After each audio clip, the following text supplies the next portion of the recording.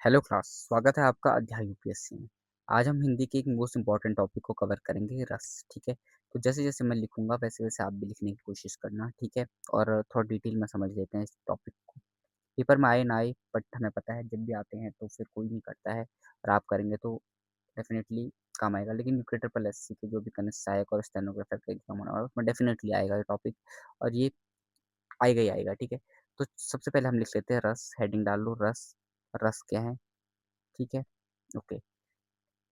देखो, रस क्या होता है? संस्कृत शब्दों से ही उत्पन्न है हमारा रस। ठीक है। और रसस्यते असो इति, असो इति रसः। ठीक है। ये हमें बता देगा कि आखिर में रस क्या है, तो वो इसका जो अर्थ है वही हमें बताता है कि रस क्या है। ठीक है। तो देखो, जिसका आस्वादन किया जाए वही क्या है? रस है। जिसका आस्वादन किया जाए, इसका अर्थ वही है, और वही क्या है? रस है। ठीक है। ओके। आपको पता है कि, या फिर आपको नहीं पता है कि भरत मुनि के द्वारा नाट्य शास्त्र की रचना की गई थी? भरत मुनि के द्वारा क्या की थी? नाट्य शास्त्र की रचना की गई थी। ठीक है। तो उनमें वो बताते हैं, उनमें वो लिखते हैं। ठीक है। विभावानुभाव, विभावानुभाव, व्यभिचार, व्यभिचार योग, चार योग,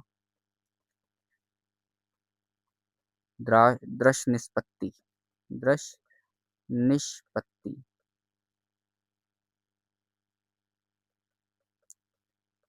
ठीक है। क्या कहलाता आपका? रस, यानी विभाव, अनुभाव, व्यभिचार। ठीक है। इन सब के संयोग को हम क्या कहते हैं? इन सब के संयोग की निष्पत्ति को हम क्या कहते हैं? रस कहते हैं। क्या कहते हैं? रस कहते हैं। ठीक है। ओके। अब यहाँ पे आप एक पॉइंट डाल के अच्छे से लिख सकते हैं। जब आपका हिंदी का पेपर होगा यूपीएससी, आई मीन यूकेपीसीएस मेंस में, तो वहाँ पे रस जैसे क्वेश्चन पूछे तो बोलो, काव्य में रस का वही स्थान है जो मनुष्य के शरीर में आत्मा का है। यानी काव्य में अगर आत्मा, काव्य में जान लाने हैं, प्राण लाने हैं, तो रस का यूज होना चाहिए। ठीक है। आत्मा का है। ठीक है। ओके। अब देखो, काव्य की जो आत्मा है वो हमें पता है रस को माना जाता है। ठीक है। तो जो रस संप्रदाय के जो प्रवर्तक हैं वो हमने भरत मुनि मानते हैं, जो कि उन्होंने नाट्य शास्त्र लिखा है। ठीक है। तो उन्होंने ही खुद लिखा है कि विभाव अनुभाव विचार संयोग दृश्य निष्पत्ति क्या है आपका? क्या है आपका? रस है। ठीक है।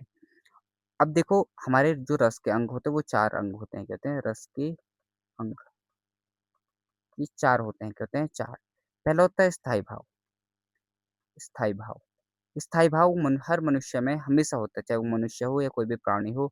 उस व्यक्ति में क्या रहेगा? हमेशा क्या रहेगा? स्थायी भाव होता है। ठीक है। स्थायी भाव समय आने पे या तो जागृत होते हैं, ठीक है, या फिर वो सुप्त अवस्था में भी होंगे। तो एक उचित अवसर आने पर वो क्या हो जाएंगे?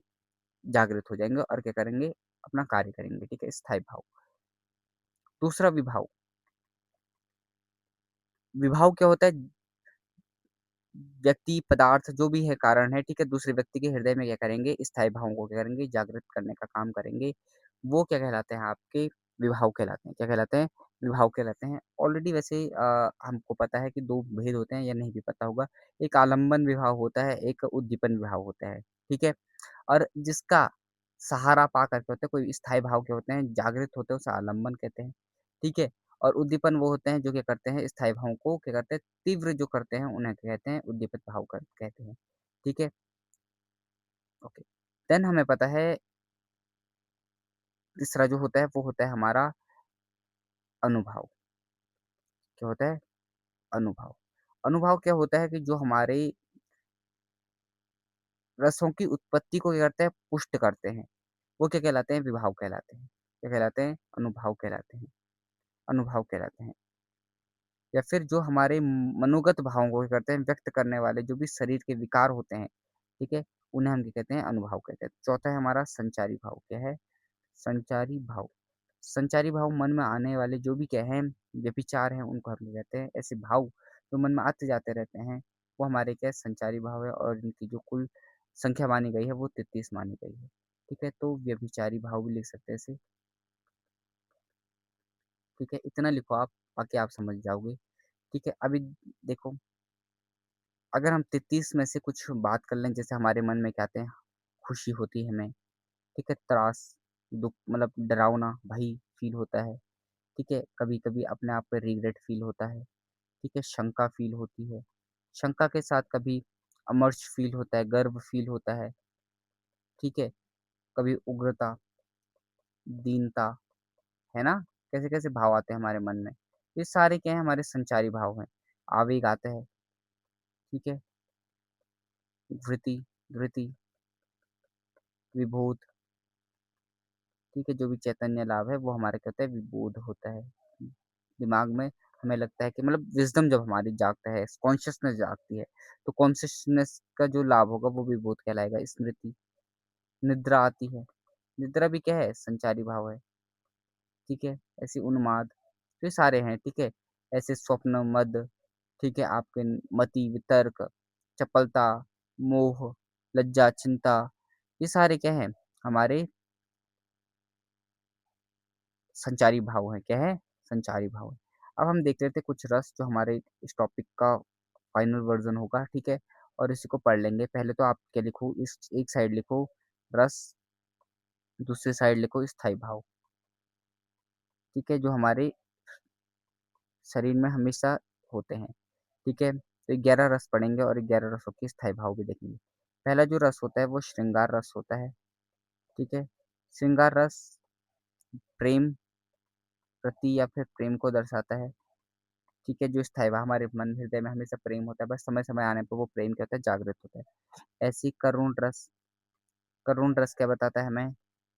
इसका जो स्थायी भाव होता है शोक होता है। फिर ऐसे ही रौद्र रस हमें क्या बताता है? क्रोध, ठीक है?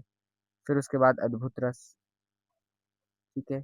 और अगर इसका स्थायी भाव देखें तो हमारे जो आश्चर्य होते हैं, तो हम कभी-कभी क्या होते हैं? आश्चर्यचकित हो जाते हैं। तो इसका जो रस है वो अद्भुत रस बोलते हैं इसे, या फिर विस्मय हो जाते हैं, ठीक है? शांत रस, शांत रस से क्या होता है? शांत रस में हम क्या होते हैं? निर्वेद होते हैं, शम्य होते हैं हमारा जो ये स्थायी भाव है, ठीक है? तो इनके स्थायी भाव याद होने चाहिए।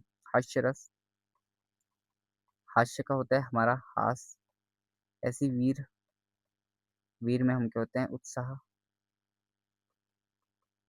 तभी तो वीर से झलकती है उत्साह, बिल्कुल एक्साइटमेंट, भयानक, डरावना, ठीक है? भय होता है, ठीक है? ऐसी विभत्स रस, इसमें क्या होता है? घृणा, विभत्स, घृणा, ठीक है? ऐसी वात्सल्य में क्या होता है? प्रेम, ठीक है? वात्सल्य, रति, भक्ति, अंतिम जो रस है वो हमारा है भक्ति। और भक्ति में क्या होता है? इसमें भी रति, अनुराग होता है। देखो, ये रति है हमारा, वात्सल्य रति है, और एक श्रृंगार रति है। इस मतलब पर अलग-अलग, ठीक है? एक में हम कहते हैं भगवान के प्रति, यानी भगवद विषयक, तो उसमें हमारा ये वाले रस आ रहे हैं, ठीक है? और एक में मात्र वात्सल्य, ममता, ठीक है? और श्रृंगार रस जिसमें प्रेम। तो देखो प्रेम कहाँ-कहाँ झलकता है, किस-किस प्रकार से प्रेम झलकता है। बट नाटक में हमारे जो हैं वो क्या है? 8 रसों को माना जाता है, और इसमें हमारे क्या नहीं है? शांत रस नहीं गिना जाता है। क्या नहीं गिना जाता है? शांत रस नहीं गिना जाता है। और हम कितने रस गिनते हैं? 8 रसों को गिनते हैं, ठीक है? और भरत मुनि ने भी कितने बताए थे? रसों की संख्या 8 बताई थी। भरत मुनि द्वारा भी क्या बताई थी? 8 रसों की मानी थी, ठीक है? ओके। अब देखो, थोड़ा-सा थोड़ा डिटेल कर लेते हैं फाइनली, ज़्यादा बड़ा नहीं है, ठीक है? अब देखो, थोड़ा-सा देख लो श्रृंगार रस, ठीक है? श्रृंगार रस यानी कि इसे रसराज भी बोलते हैं, रसों का राजा है, तो रसराज भी बोलते हैं इसे, या रसपति रस, ठीक है? रसपति रस भी बोलते हैं इसे। अब ये 2 प्रकार के होते हैं, एक तो संयोग होता है, और ये वियोग होता है, क्या होता है? वियोग श्रृंगार होता है, ठीक है? संयोग में होता है जब क्या होता है नायक और नायिका का क्या होता है परस्पर मिलन होता है, वो हमारा क्या कहलाता है? संयोग श्रृंगार कहलाता है, ठीक है? यानी यहाँ पे क्या होता है सुख की प्राप्ति होती है, सुख की प्राप्ति, ठीक है? और नायक और नायिका का क्या होता है? संयोग होता है, पारस्परिक प्रेम होता है, ओके। जैसे इसी में कोई एग्जाम्पल देखो तो अगर कोई कविता है तो उसी में देखो, दूल्हा श्री रघुनाथ बने दुल्हई सिया सुंदर मंदिर माही, क्या होता है?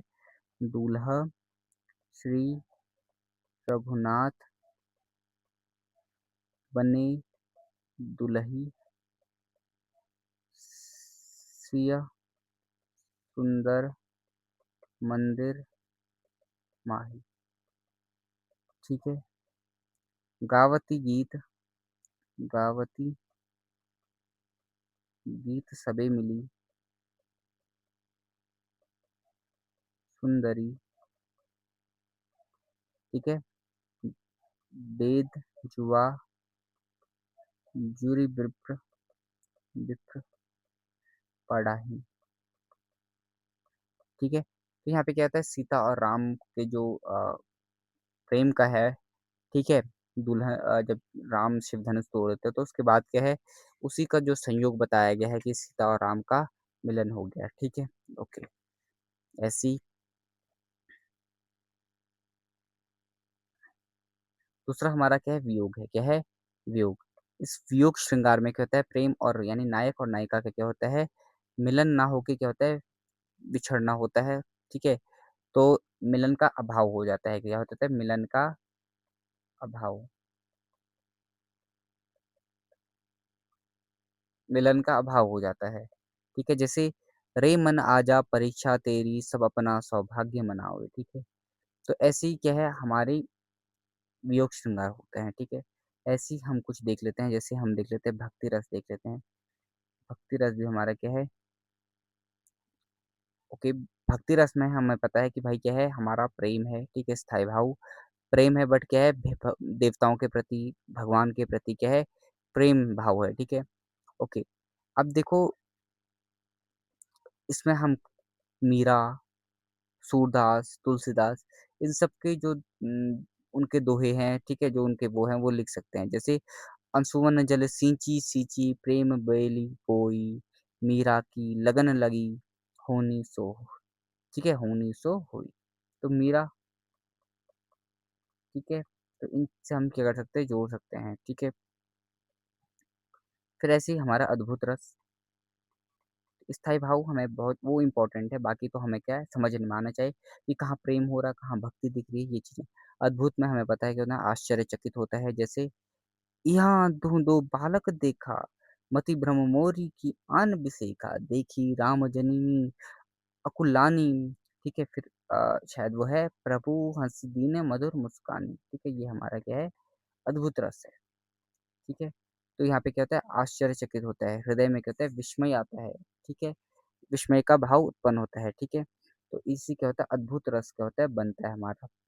फिर अगर हम अ, हास्य रस देखें, ठीक है? हास्य रस यहाँ पे क्या होता है जिसमें जिस रस में या जिस काव्य छंदों में क्या होते हैं हँसी का भाव आता है, ठीक है?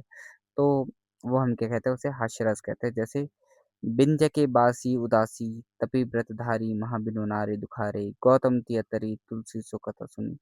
अब हास्य रस आपने ऐसे कॉमेडियंस देखे हैं, ठीक है? जो क्या करते हैं पोएट्री करते हैं, उनकी पोएट्री में हँसी दिखती है, ठीक है?